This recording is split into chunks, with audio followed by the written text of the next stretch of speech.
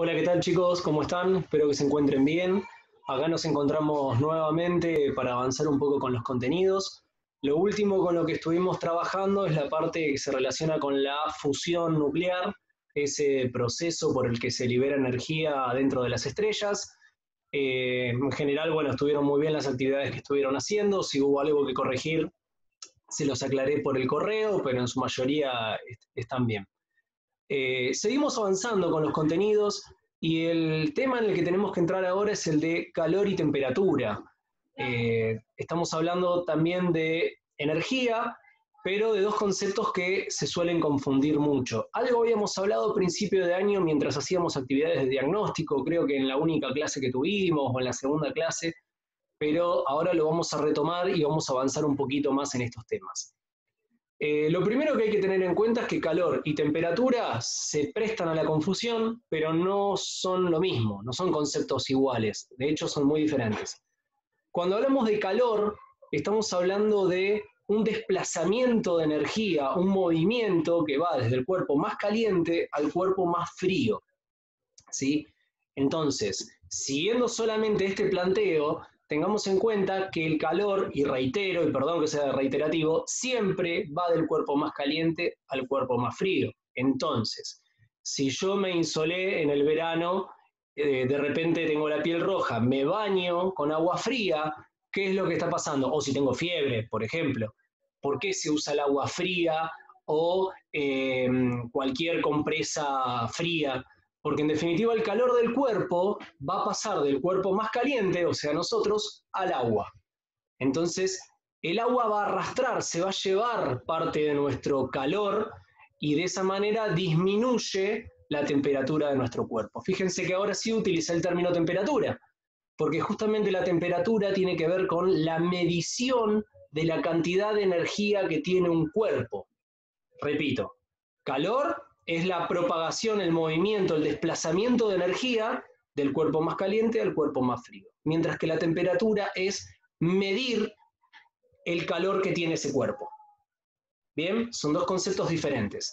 Si yo pongo una pava en la hornalla y pongo un termómetro, a medida que aumento la llama, estoy dando calor, estoy dando energía que va a ir del cuerpo más caliente, la hornalla, a la pava, al agua de la pava, más aún, que se encuentra fría. Ahí tengo el calor. Y el termómetro lo que está midiendo es cómo cambia ese calor. Ahí tendríamos el concepto de temperatura.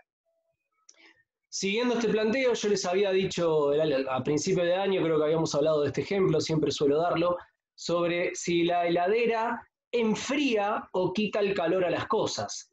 Todos solemos decir que la heladera enfría, pero físicamente hablando, la heladera no está enfriando, porque el frío es la falta de calor, el frío es la falta de algo, es como la oscuridad, que es la falta de luz.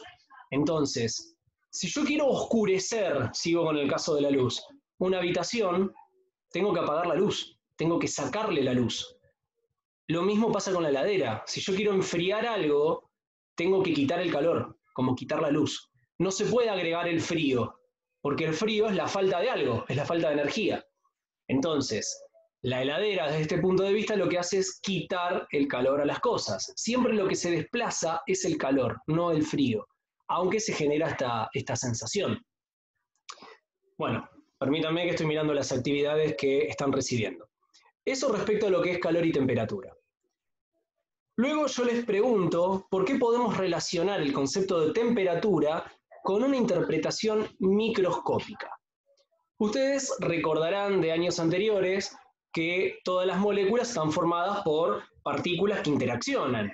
Vamos a tener de repente partículas que tienen una unión muy fuerte, otras que tienen más movilidad, y permítanme compartir la pantalla para mostrarles esto. Bien, ahí tenemos una imagen de los tres estados de la materia básico, sólido, líquido y gaseoso, y esto se relaciona también con una de las preguntas que les estoy dando en las actividades. Les diría que el punto B y C están de la mano en esto que estamos charlando. En la imagen del sólido vemos que las moléculas están unidas, bien puede ser hielo, están todas unidas, no tienen demasiado movimiento. En un líquido, las partículas tienen un poco más de movilidad y en el estado gaseoso tienen aún mucho más movimiento. Eso si analizamos cómo es el movimiento de las partículas. Ahora, si a un sólido, a un pedazo de hielo, yo pretendo evaporarlo, ¿qué debo hacer? Darle calor. Estamos todos de acuerdo en eso. Justamente porque el calor que yo le voy brindando, la energía que le voy dando, es lo que le da más movimiento a las partículas. Y a medida que las partículas tienen más movimiento, más se alejan entre sí y se permite el cambio de estado. Entonces, hay una explicación microscópica de la temperatura. Cuanto más energía hay, más vibración tienen las moléculas, y cuanto más vibración y más movimientos tienen, mayor es la temperatura que se detecta. Por el contrario, si yo le quito el calor a algo que metí en la heladera, supongamos que lleno la cubetera con agua líquida y la meto en el freezer, recordemos que el freezer va a quitarle el calor, entonces va a ser el camino inverso. De a poco le va a ir restando energía, logrando que sus moléculas se muevan cada vez menos. Así que ahí tenemos cómo la temperatura puede tener una explicación microscópica y a su vez eso nos permite entender los cambios de estado. Por otro lado, les pregunto luego respecto a el funcionamiento de un termómetro, escalas de temperaturas y en qué consiste el cero absoluto. Hago una introducción sobre esto.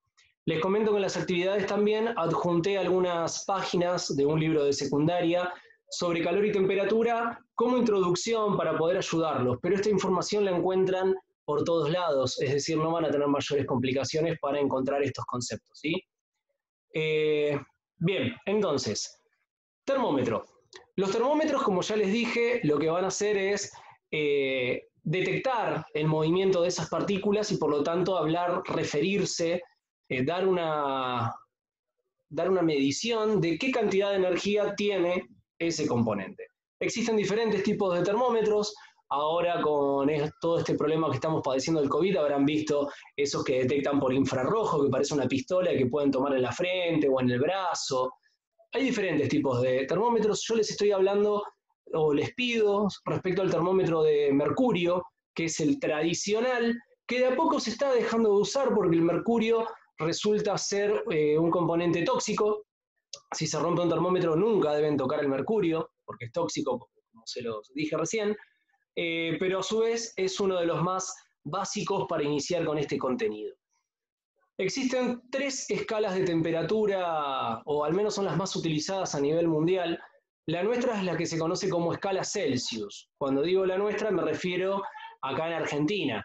La escala Celsius, o también llamada escala centígrada. Justamente se llama centígrada porque va de 0 a 100. El 0 es cuando se congela el agua y el 100 cuando se evapora, cuando hierve. Entonces tenemos ese abanico de grados intermedios. Esa es nuestra escala con la que nos manejamos a diario. La escala Fahrenheit es muy utilizada en Estados Unidos y finalmente la escala Kelvin es muy utilizada en ciencias porque no tiene valores negativos. La escala Kelvin no tiene números negativos y eso siempre, para lo que es formulerío, para la parte matemática y física del asunto, es conveniente. De hecho, Kelvin lo que propone es la noción de cero absoluto, que es lo que les pregunto en una de las actividades. Él lo que se propone es, bueno, a ver, se los digo así en forma vulgar, ¿no? Si Celsius propone una temperatura mínima, que es cuando el agua se congela, y de ahí para abajo, recordemos que eso ocurre a los 0 grados, de ahí para abajo son valores negativos, por eso una mañana de invierno tranquilamente puede hacer 5 grados bajo cero, es un menos 5 en nuestra escala. Kelvin dice, yo quiero poner la temperatura mínima en lo más frío que haya del universo, para que no haya nada por debajo, para que no haya números negativos. Y él encuentra ahí el concepto de cero absoluto, es decir, lo más frío que nos podemos llegar a imaginar en el universo, y que corresponde en nuestra escala a aproximadamente 273 grados bajo cero. ¿Sí? Es una de las temperaturas que se pueden alcanzar en ciertos vacíos del universo. Es un frío tremendo, pero en eso se basa su escala termométrica y por eso es muy utilizada en ciencia. Bueno, chicos, con este pantallazo general que les estoy dando, La idea es poder orientarlos sobre la resolución de estas actividades. Tienen en el material páginas para iniciar en el contenido, pueden buscar en internet y cualquier duda, saben, estoy acá a disposición, me mandan un correo e interactuamos, ¿sí? Espero que se encuentren todos bien y que tengan una muy buena semana. Saludos.